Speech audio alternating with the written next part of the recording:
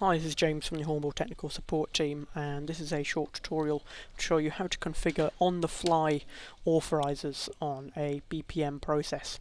So in our previous demonstrations here, we've seen that we've set up a new process and we've also set up authorization, which you can specify the particular people who you want to authorize it, as you can see here.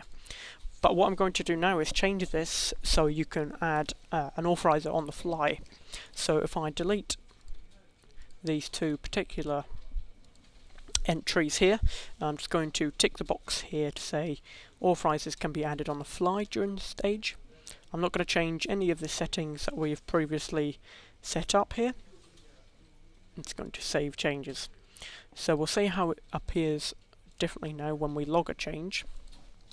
So I'm not going to enter a customer record on the customer tab. You'll see why in a second.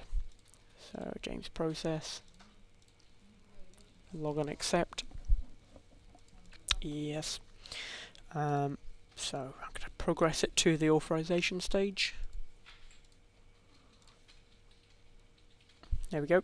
So now we can see there's no authorizers, none in there, although the weighting's still 100. So what we do have now though is that this button in the top right is now active, so add authorizer. So we can click that, and it's a similar box to when we set up the authorizers in the actual process itself. Is now we have the selection box for analyst or customer, and if we select on analyst, we can select a particular analyst and set the weighting, maybe to 50 again. When I click on add record, this will automatically send the email that's configured in that BPM.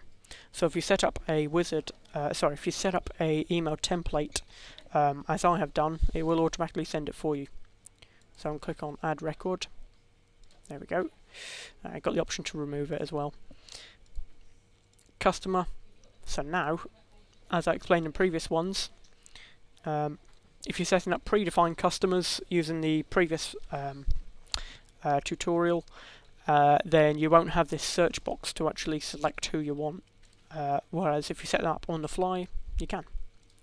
So I'm going to set up Alan C, click on add record, there we go. So the only problem in doing this is that, specifically for customers, is that you may get an error message when you go into self-service that says this call doesn't belong with you, you don't have rights to view this call.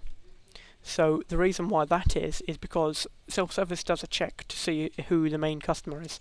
Obviously here we haven't specified who the customer is, so it's not a case of actually searching for a customer in here and entering one in. Now what we do need to do is actually grant rights on the customer itself. So if I go into Alan Castle